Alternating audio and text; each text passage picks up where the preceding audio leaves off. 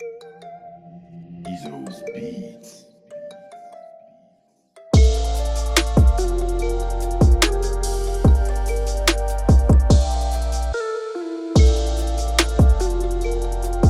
Thanks for sitting down with us. Appreciate it. So let's just jump right into it. Can you tell us a little bit about TraxNYC, how you got started? TraxNYC, how I got started? Well, listen, I turned 18. It was my birthday. I collected my birthday money. I got about $1,500, $1,800 together, and I bought a digital camera and I headed downtown to Canal Street to start taking pictures of jewelry, putting it up on eBay from a store that I found.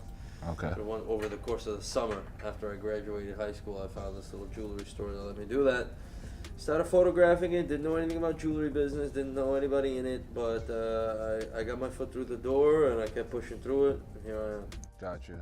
So when you were starting that, it was just you were just taking photos and then you were selling them on eBay? Yep, sold it, bought it, sent it. Gotcha. Kept the difference. Gotcha. Love it. Did you always have this entrepreneurial spirit within you before you were? Yeah, I mean, listen, I need to make money, but I'm not a very good student. Don't really pay attention in class or whatever the teachers were talking about, whatever the hell was going on in there. I knew that I needed to make money. Okay. And it's a big city with a lot going on. There's plenty of opportunities. E-commerce is coming up. I mean, I did the math and I went for it. Gotcha. Love it. Where did you grow up beforehand? I was born in Baku, Azerbaijan. That's in the Middle East. Okay. North of Iran, south of Russia. And then I came here in '94, I believe, when I was 7 years old. Okay. Gotcha. So you started this, taking pictures, and then when did you create the brick and mortar shop? How did that the evolve? whole thing is 15 years in the making. Okay. You know what I'm saying? So a year later, I incorporated the company. I got the corporation. I got my first office, which was like $450 a month, and it was really tough, but I stuck with it. And then I got my second office, my third office, working with different vendors. I get a showroom, built a showroom, and then the store came like 2 years ago. Gotcha. So you've been here for 2 years. Well, the store, yes. Yeah, this store physically we're in right now. So it's been a struggle, and nonstop. yeah, and I interview a lot of entrepreneurs, and I watch a lot of interviews, obviously, but it's what are those tough years are very important because it's like that's the make or break time. So what were some of the things that kind of kept you motivated to keep working and keep going? Well, it was like you just had some more options to exhaust. That's really what it is. I wouldn't want to turn back on my quest of building a business and building an e-commerce business. And when there was another avenue to go down or another a door to look behind, I would just do it. I would just keep doing it. And, right. It was like a game of chess. Until it's checkmate, you play. Mm-hmm. Even if the moves are somewhat desperate and you can move pieces somewhere, somehow, to try to maneuver around, you keep maneuvering. Gotcha. If you get closed in and you're in a checkmate, then you can't play anymore. But I never got to that point, and there was many, many challenges over the course of 15 years, but never got to that checkmate, kept playing the game. Of course, and I feel like that's resilience. That's a huge characteristic in being an entrepreneur, right? You have that no matter what attitude. Well, listen, I mean, when you embark upon this journey, you embark upon this journey. It's not for everybody. Mm-hmm. There's a lot of different people with certain mentalities that are never going to make it because their mentality is very primitive, very weak. Right. They don't want to take up on the challenge. They don't want to deal with the problems. They want to sit there and feed dopamine to their own brain by saying, hey, next year I'm going to be in a jet, or next year or this or that, or I could do this. And they think about the fun things of business, the type of business card, the type of flyers, or the type of this, type of that. That's not the way it works. It's not the way reality works. You got to deal with a variety of different complicated problems that are going to burden your mind, and they're going to cut off your happiness, right. Cut off your flow of dopamine, cut off your your enjoyment of life. And if you can't deal with that, then you're not going to be able to make it, because Gotcha. there's many aspects where you're having to deal with fraud, or deal with people, or lose friends, or deal with manufacturers, deal with complicated problems. Now listen, it's a problem, it has a solution, but you're not going to be happy, you're not going to be thrilled while you're dealing with it. If you're the type of personality that wants to go and get high, or chill out somewhere, because you're dealing with stress, then you're not gonna make it. Yeah. You got to dive into this shit and you got to deal with it, and that's the bar is high. Right. And there's definitely a lot of stress, obviously, in the jewelry business, right? So, sure. what are some of those specifically? Just some annoying things that, because I want this to be a real interview. I want someone who's watching this to get out of it. These are some of the difficulties in being a jeweler, because they see all the flash. There's a lot of work behind it. Yeah, no, well, all the flash. That's one of the issues. I mean, people are looking at the perspective or the mentality of the average person is extremely low, especially in this industry. You're not you're dealing with doctors or something like that. In some cases you are, and you're getting intelligent people, you're getting business people. Another factor is you're dealing with extremely primitive minds. I got a piece and a bust down. Da, da, da, da, da, da, da, da. You know what I'm saying? And that works for certain rappers that have money to burn, but that's not a mentality that I can handle. Because I'm thinking in business. My mind is business discipline to grow business, and you're dealing with some state of mind that isn't intelligent. That's one of the reasons why I work on the gold, and I want to talk about investment and. Trying to convince people into making a sound jewelry purchase, because I can't really deal with some of the mentality of the people out there, especially the ones that just follow the rappers. He's got this, he's got that. So, but that's not the main frustration. That's my current frustration. The main frustration is fraud. There's a lot of fraud. Employees that steal. You have somebody working for you for 5 years that you train that's making money, and you find out they're stealing. What do? Do you fire them, or do you get them arrested? You losing the sales volume? What about everything you invested in them? Who's going to replace their complicated task to deal with? Or PayPal or credit card transactions, they're fraudulent. You know what I'm saying? You get fraudulent transactions all the time from scam artists. What do you do with that? Your credit card processors, you're looking at you one day, the bank is looking at you another day. Somebody buys a watch, $20,000, then they want to return it, so on and so forth. Some other jeweler told them something, so on and so on. There's hundreds of them. There's hundreds of different points of frustration.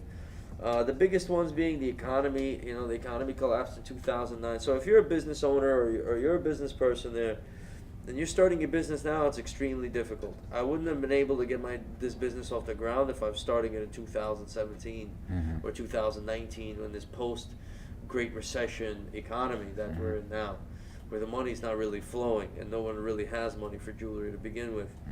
And you're dealing with market swings and market changes. There's so many points of frustration. You have to, like you said, you have to be very resilient to survive. You gotta be tough. And what you were talking about in terms of the investing and gold, I was on your page, and there's a lot of value and a lot of things I've learned from it. Can you talk a little bit more about the specifics of what that investment is? Well, listen. Educate our viewers. Sure. I mean, over the past 6,000 years, gold has been around. That's as far as recorded civilization. It's been around before that. The thing about gold is that if all the gold in the world was evenly divided amongst every person alive, every person would get about 26 grams. Now, certain banks have tons of gold stored, so that already reduces the amount that everybody could share down to like 2.5 grams. So if you're wearing a kilo chain, you're really wearing someone else's gold. All right. Now, gold supply is limited. That's the bottom line, and it's limited, so there's not enough for everybody, so to speak. All right. Let's say we're having a pizza party with 20 people, and all we got is one pie that has 8 slices. You know what I'm saying? We got to decide upon who's getting the slices and who's getting a little bit of crust, and who's the important people, so to speak, are getting the best of it.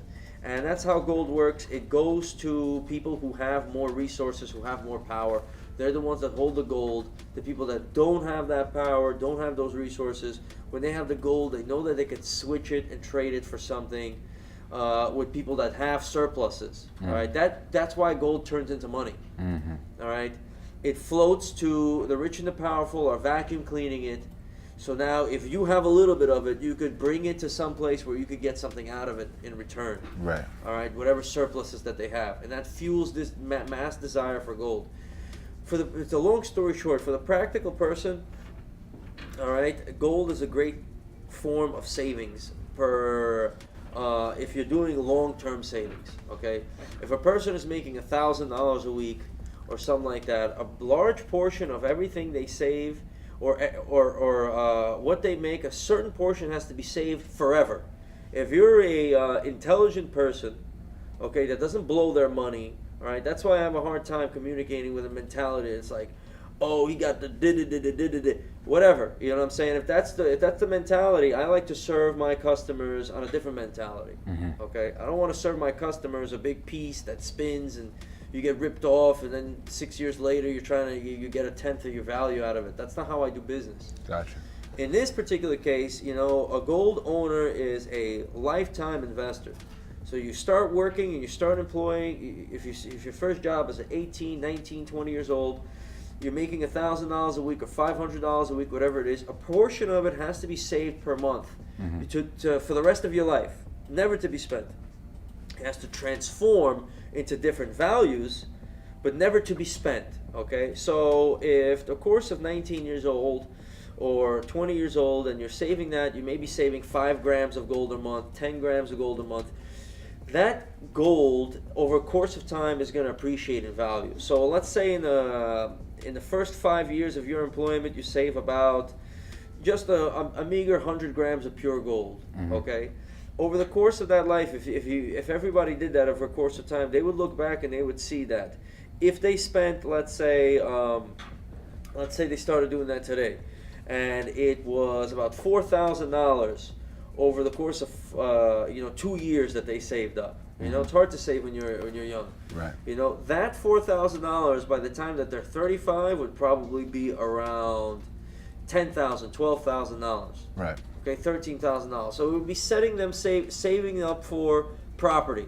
All right. If you start out with nothing, like I started, I invest in gold personally, but I invest in marketing more. I'm on a different level. I'm playing a different game. Yeah. But if you're living a straightforward life and you're not saving money, you're just going in a circle and you're not going to have anything your whole life. Your ultimate goal of an average person is to be able to own their own home or own their own apartment so they don't have to pay rent, so they could retire comfortably.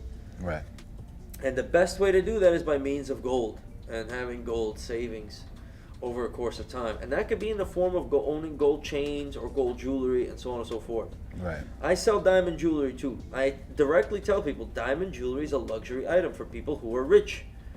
You know what I'm saying? If you're rich and you want to show it, then you get yourself a fully iced piece and a fully iced this, like a rapper does. If you're not that, pretending that to be that is a mistake. Right, because you can invest it wisely. Yeah, you can invest it wisely. You know what I'm saying? You could buy Gucci shoes like somebody bought Balenciaga shoes for $900. Okay, you know, they could look rich at some party somewhere somehow. I don't understand that mentality. You know what I'm saying? I'm not going to do that. If you want to get nice shoes, but make sure that a portion of your money is still being saved. And you cannot save it in currency anymore. You can't save it in the bank. That's a sucker's way of saving. The inflation will outstrip your savings. If you're saving $10,000 over the course of 10 years, then you're going backwards because that $10,000 is not going to have the same spending power over 10 years. Right.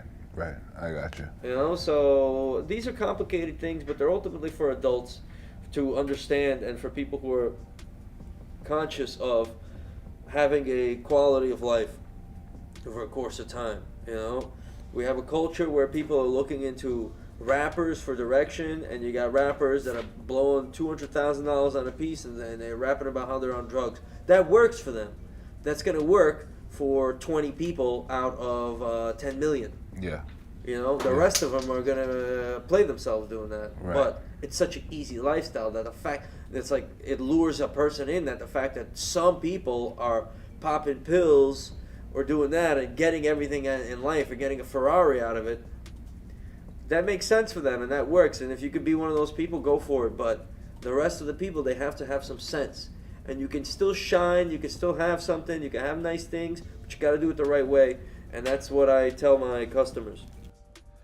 So we were talking about some different investments, and from the average person, good for savings is gold. For the business person like yourself, you invest into marketing, into growing your business. What are some things? Let's dive into that a little in specifics that you've That's been a doing. tough one. It's a tough one to work out. But it basically works like this: you want to be able to invest in marketing and get a return on your investment. Mhm. Okay, so let's say if you could put $100,000 into a marketing campaign and get $101,000 out, could you do it? Should you do it? Under what circumstances? All right, it's very, very complicated, to be honest.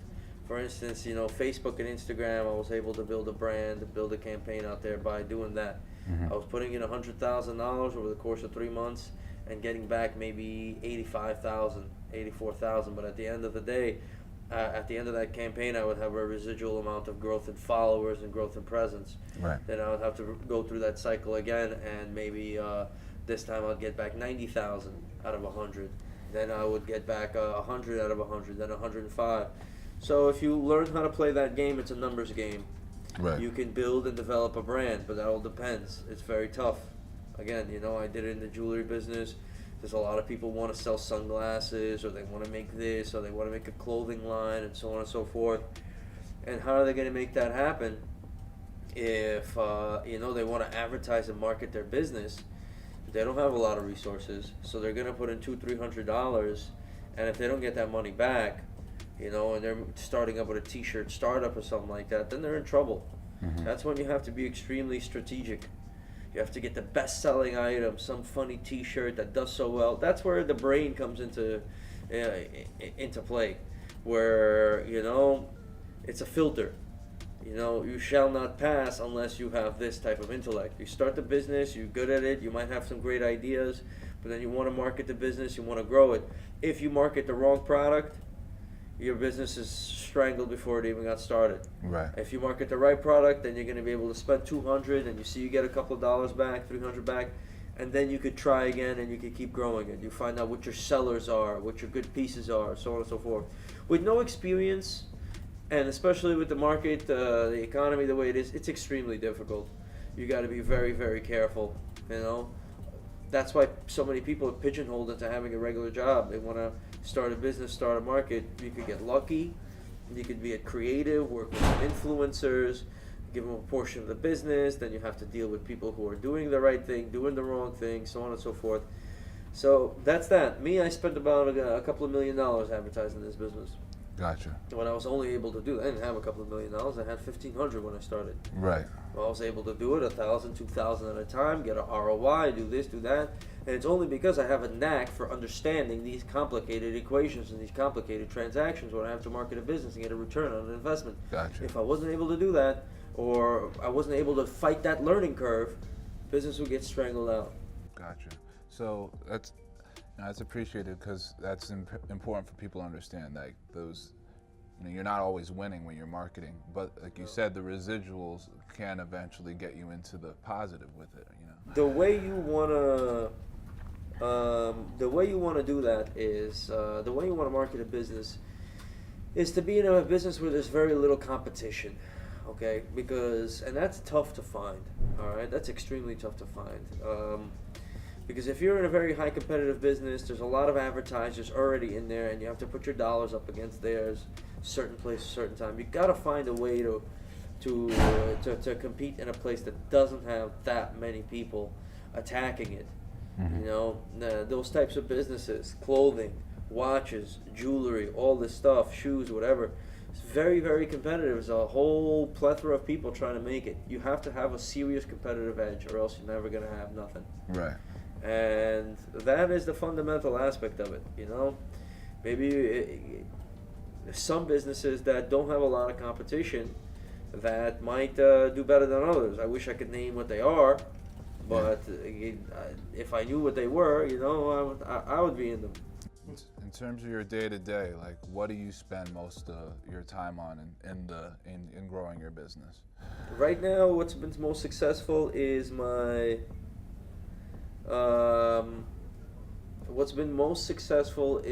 marketing of my videos that I do, my individual videos that get 384,000 views, 400,000 views, 700,000 views.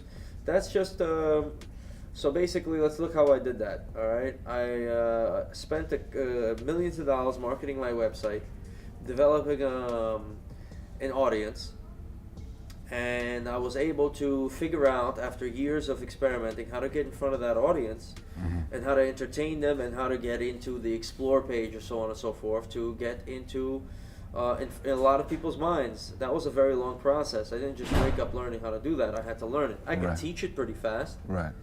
But learning it from nothing, where no one's telling you any secrets about anything, is very, very difficult. And I got myself into that position. So now I'm at a space where I can market my business based upon tying in history, science, and into jewelry and economics, and marketing my business where I can entertain a person about a piece of jewelry. Gotcha. That's where my head is at now. So adding that value and that educational component. Yeah, I mean, but simplifying it and saying it in simple terms, I got to make videos that go viral every day. Right. And not every day, at least twice a week. And that's tough, but I'm up for the challenge. Right, and so I see you're really breaking down the different things you do every day, and we're on this block, obviously in the Diamond District, and there's so many jewelers here, so it must be very competitive. Like, what are some things that like separate the good jewelers from the great ones? Luck is a big deal. I mean, you got to have a lot of tenacity to hold on to this business, but then when you get a certain big client to walk through the door, like Aviani had Future, that springboards into so many other clients, that if you hold on and you hold your business and you have the right items, the right jewelry, that's its whole separate part. And then eventually something comes up that is a big opportunity that lets you expand. So it's kind of like, you're walking up that staircase waiting for that elevator to take you up to the, and that could be a big climb. Somebody comes through the door and something happens that makes a difference. So if you hold on and you develop your business long enough, you're going to be able to make it happen. Have you had any luck like that with, I see you work with celebrities all the time, with some big clients that has really helped you out with your brand? No, not really. I'm relying on, I have, but I've made my own luck, so to speak. You know what I'm saying? The way I marketed my business, with the Tekashi, how I used him to springboard into other things, and other celebrities have helped me in certain ways, but celebrities, are difficult to work with. Different ones have different psychological issues that I don't want to deal with. At this point in time in my business career, I want to develop a business where I can put products, organize it, build a brand. Clients come, they deal with sales and service, close a transaction, we get them the product gets manufactured. Doesn't have me having to go to a celebrity and go, and this and that, and I want a piece like this, and it's all a bunch of, I don't have time for that. I don't have that type of energy. I can't dumb myself. Somebody, like, I don't want to name who, but they come over here and then be like, I want to fully ice Miami Cuban, da-da-da-da-da-da-da-da. I'm like, yeah, me, I want to sell them a product that's useful, or that's correct, and, and I want to explain to them. I'll say, what do you need a Diamond Miami Cuban for? You should just get this as a better investment piece. But their mentality is not like that. The mentality is that, I got a Cuban, busted down, with all the slang. And that's fine. That's fine. If you want to be 20 years from now, like a Ja Rule or this and that with a fucking stainless steel chain after everything's gone. Yeah. I don't know. Do you want that or not? Yeah. You don't have the sense to look 10 years in the future, 15 years in the future, and get the fuck out of here. I hear you, and I think one of the reasons, a lot of these people you work with, they came into that success really quick, right, overnight, and you've been building a business here for 15 years, so, it's completely two dynamics, Yeah, it's hard for me. I'd rather have some salesperson deal with it and deal with them. It's hard for me to deal with that mentality. I can't get on it. I hear you. I don't want to get on it. I'd rather go the course that I'm going, where we're educating the consumer and having them a purchase that's going to work out for them in the end. That's the course I'm taking. Gotcha. That's not the pill popping course. Right. You know what I'm saying? Where you do whatever it is, and that's that. But that's fine. That works for some people. That's what the kids want to see. That's what they want to hear. And listen, that's the world we live in. Right. But I'm gonna play my niche. Okay. My niche where I do what I'm supposed to be doing. Got you. Is there any other jewelers in the game that you look up to, respect the way they do business? Yeah, there's a lot of competitive jewelers. I don't look up to them particularly, because this is not the type of business where you look up to somebody. Yeah. You're competing against other people, but I've seen successful people. I respect what they do. I respect their jewelry. Mm-hmm. I respect their hustle, and their tactics are different from mine, but that's the nature of the business. Got you. What would you give if you were going back and you had to give some advice to someone trying to start off in the jewelry game? What is something you would maybe advise them to do first starting off? If I took a time machine and went back in time, the advice I'd give myself would be to trust my instincts. Mm-hmm. Because my instincts were saying one thing and other people and other factors were saying a different thing. All right, and I was very hesitant on things that I could have went full force on, listing my first couple of items and so on and so forth. Is it gonna sell? Yeah, it is gonna sell. Get it listed and get going. You know what I'm saying? So there's a buyer in a marketplace for it. Right. But it's a matter of trusting your instincts and doing the math, doing the scientific experimentation to determine your course of business. Gotcha. It's all about analyzing a situation, coming up with a tactic, coming up with a strategy, doing the math, doing the science, doing the experimentation to find out what works, what doesn't. Where things have to be quantified. Get going on that as soon as possible, and then you're going to be able to develop a functioning business. Amazon and so on and so forth was all developed, and these bigger businesses are all developed on fundamental principles. They start out with books, then they're like, oh, this is a bestseller, these are selling well, let's branch into from books to whatever the hell, then a Kindle, then this, then that, and you grow a business strategically. Then before you know it, you're selling paper towels and your sales volume is however many billion. Gotcha. That's done strategically. Right. That's not done with I think, or someone told me, but you said this, you said that. It's very difficult. There's a plethora of advice, but you have to, the fundamental advice is you have to think realistically and quantify it. You have to be a good judge of character, who you're doing business with and how. Focus on that, and avoid out all the noise. Be serious about your business. Gotcha. Don't get distracted, and don't get delusional with certain prospects. And that's tough. That's tough as hell, but you gotta stick with it. You got to experiment and continue on, on a variety of different factors. Just to go on into, you're involved in so many different things just from the jewelry level. Like, what is, can you take us through maybe what a day is usually like for you, like how it goes down here? Well, that depends on what I want to do. Yeah. But let's say today. Let's I say come in, it's a Monday. Yeah.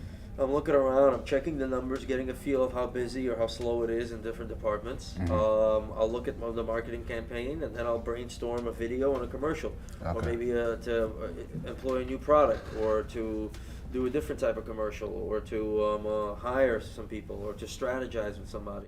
Right. Something like that. I appreciate that. And you're not just located here, you have some other branches as well? Yeah. Yeah, I mean, we have some serious customers. You meet a lot of interesting people in this business, and we set up a Trax Tokyo from a customer that was great, a Trax Northwest, and we're doing a Trax Paris soon. Nice.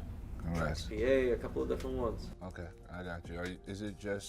Are you the sole owner of Trax? How does that? Well, I'm Trax. Yeah. So that should say something there. Of And this course. is TraxNYC, which is mine. Okay. But I give, to get a foothold in different places, I give divisions to people I see that are worthwhile to do business with. Gotcha. And we're just gonna jump in a little bit into the pieces just to get an idea of what you like.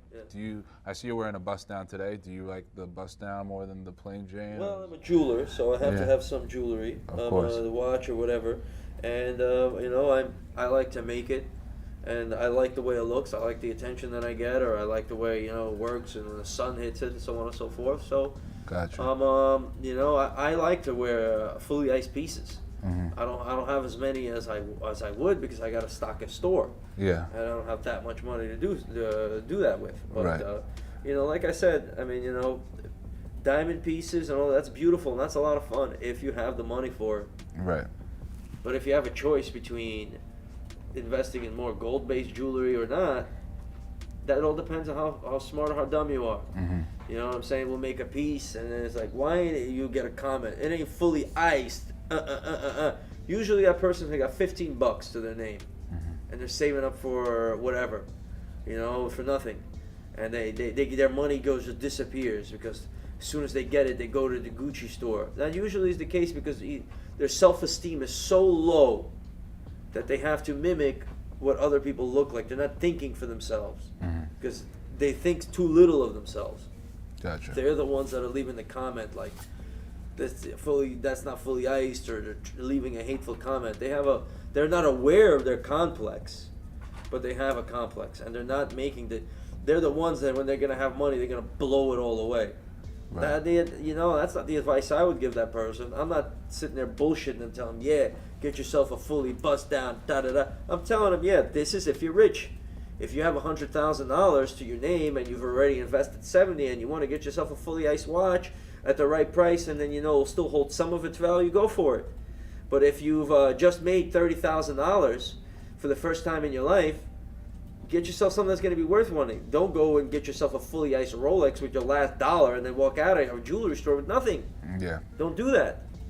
But some customers are so stupid that it's not the right thing to tell them because they're too dumb to figure that out on their own. You got to tell them, yeah, I got you. Here's your fully iced. I can't do that. I got salespeople for that. Right. I can only tell somebody the truth. Right. And I can't do that for anybody else. You've seen it happen yourself. It's crazy. Yeah. So last thing I wanted to just, talk to you a little bit about was just some plans for the future.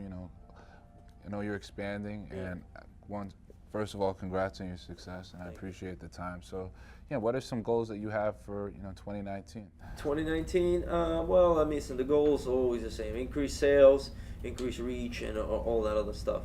But I'm doing a lot with gold, and I'm doing a lot with educating, and there's a lot of people that are watching it. It's football players are DMing, actresses, this, that, so on and so forth.